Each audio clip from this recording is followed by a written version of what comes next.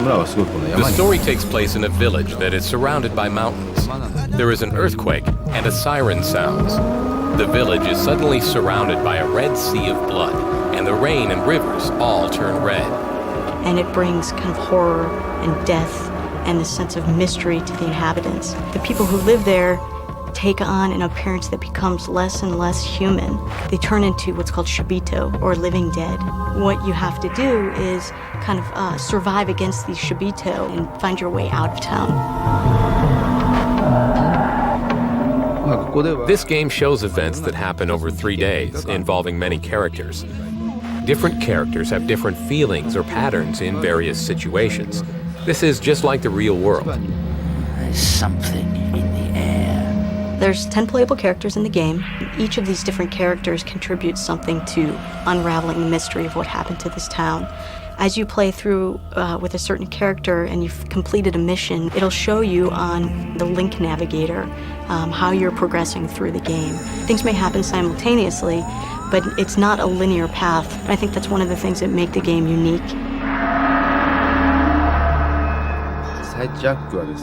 Sightjacking is affected by the Red Sea and allows the living dead to be able to see and use other people's sight. Using sightjacking, a player can see what his enemies are seeing and discover their patterns. With such important information, a player will be able to solve the mystery or plan strategies to escape and survive.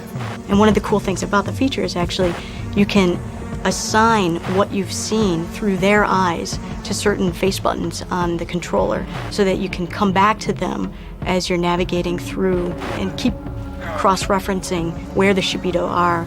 The game is a very serious game because the way that it's set up, you really can't see what's in front of you, and so being able to see through somebody else's eyes gives you so much more information to work with. This game does not show where you are in the map. It's like orienteering using only a compass and a map. You're in the same situation in the game, but in a horror environment. I wanted to have players develop their imagination in this game. Like sightjacking, maps are probably the second most important tool that you have to use as a player. It gives you a clear idea of what your surroundings are, where the shibito may be in reference to you, and then how you evade them a little more stealthily. This game is unlike most of the survival horror action games that we've seen out there in the past. It's not kind of a slasher game where the objective is to just button mash. You really need to think about what your next move is. This is not an action or splatter horror game. I spent a lot of time making sure that the fear builds slowly.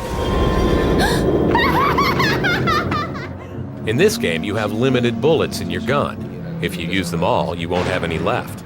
I tried to make the game real, so you have to think.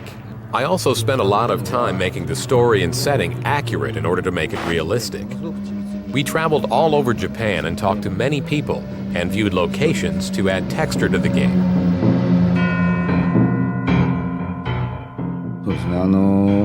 I have a sound producer background, so I worked hard to make sounds that express fear, especially the sound of the siren.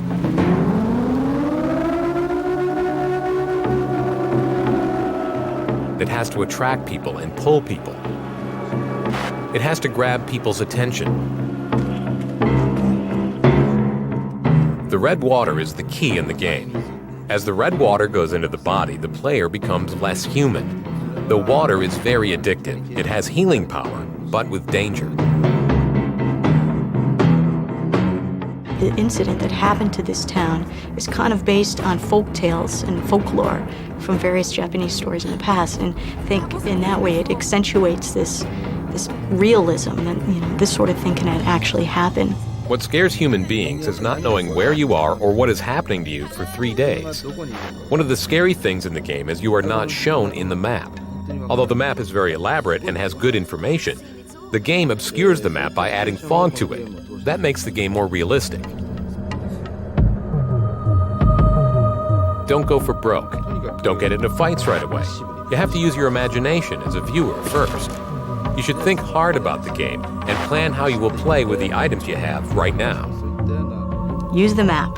Orient yourself. Know where you are. Definitely use sightjacking mode. You can't really survive the game without it. don't act foolishly. Making a break for it and running isn't gonna get you where you need to go because most likely you'll get spotted. So take your time.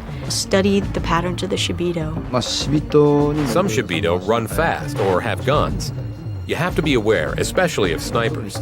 They shoot from a far distance, so you have to use the sight jacking to escape from them when they look the other way. I think the coolest part about Siren is it's very innovative. It takes a survival horror game and almost redefines it, making this game different, making this game really cool. You play so many different characters and you have such a sense of different perspectives, and every character kind of has a purpose in the game. I think that this all contributes to just a different feel. You need to rely on sneaking and hiding and real stealth to get past and to survive.